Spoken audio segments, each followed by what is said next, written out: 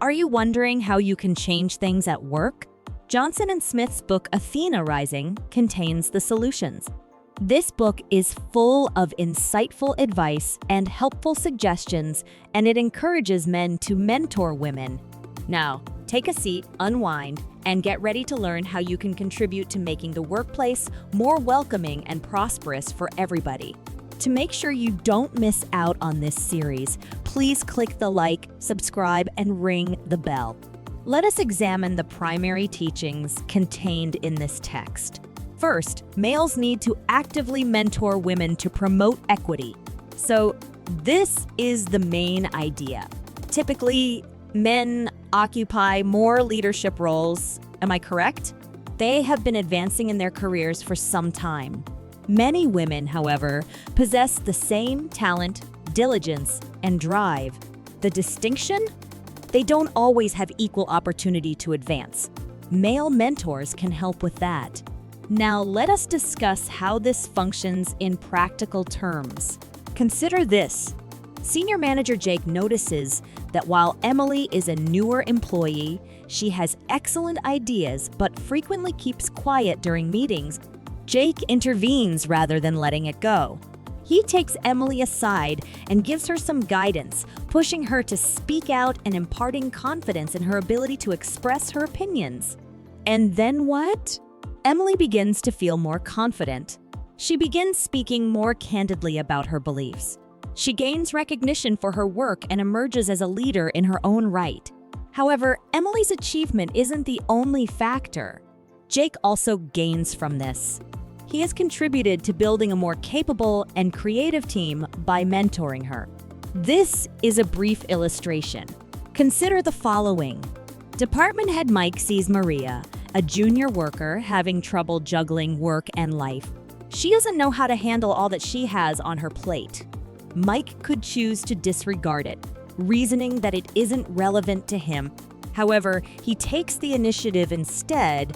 He offers to coach her, giving her time management and productivity advice. Let's examine the second important lesson now. It needs to change that men tend not to mentor women. This leads to the main idea, which is that a lot of men are hesitant to mentor women. They may be concerned that their intentions won't be understood or that the relationship won't appear right. Some people are even unclear on how to provide criticism without coming across as offensive. The problem is that women's job advancement prospects are negatively impacted by this reluctance. So what's the fix now? It is that simple. Men must understand that mentoring women is just like mentoring men. It's about setting boundaries, being respectful, and acting professionally. It is not necessary to overthink it. Simply extend assistance as you would to any coworker. This is why this is important now. Better teamwork, greater diversity in leadership roles, and stronger teams are the results of men stopping their avoidance of mentoring women. Everyone has an opportunity to shine and the workplace becomes more inclusive. Examining an example will help. Imagine you are Mark and you see that your coworker, Lisa, is having trouble with her presentations. You consider helping, but you are hesitant. Perhaps you're concerned that if she sees you working closely with her, others will start chatting about you or that she'll take it personally. But what if you simply formally address her? Gender differences in mentorship need to be acknowledged is the subject of the third important lesson. This article's main thesis is that men and women approach problems, communicate, and think about them in different ways. It's just biology and psychology at work. Therefore, this isn't a terrible thing. However, rather than disregarding or being annoyed by these differences, it's critical to acknowledge and value them to have a good mentoring relationship.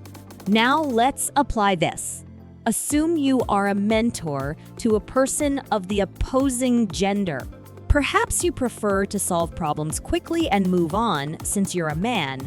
However, the woman you're mentoring would rather discuss things and weigh all of her options before deciding. This is why it is important. You may design a more successful, well-rounded mentoring relationship by being aware of these psychological and biological variations. Not only will you assist the individual you are mentoring and developing, but you will also acquire fresh insight into issues. This is a brief illustration.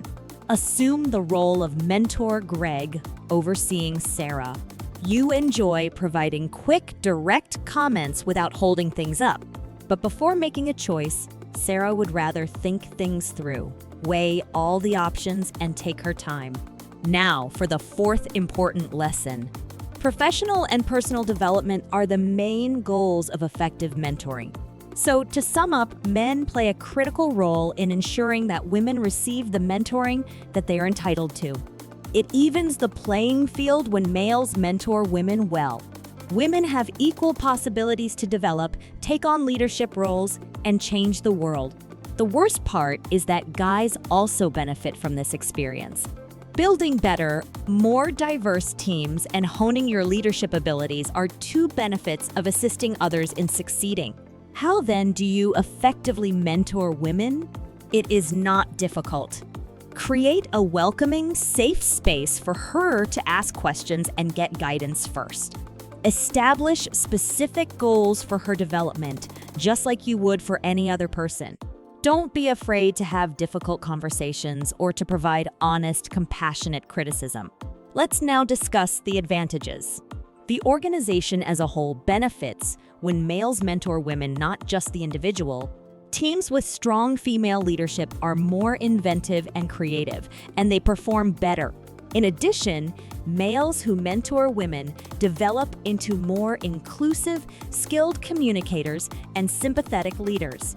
Assume the role of David. At work, a talented woman has requested you to mentor her, but you're not sure how to go about it. Perhaps you're wondering, what can I offer? What if I make a mistake? David, however, jumps right in without hesitation. He begins by setting up frequent one-on-one encounters, getting to know her professional aspirations, and offering wise counsel.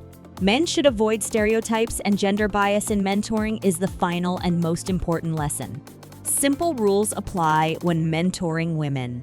There are some things you just should not do. One major error? Acting fearfully and differently toward women. Because they don't want to say or do the wrong thing, men will occasionally withhold their honest criticism, steer clear of particular subjects, or avoid mentoring entirely. Now let's apply this. Assume you are a mentor to a lady who is engaged in a significant project.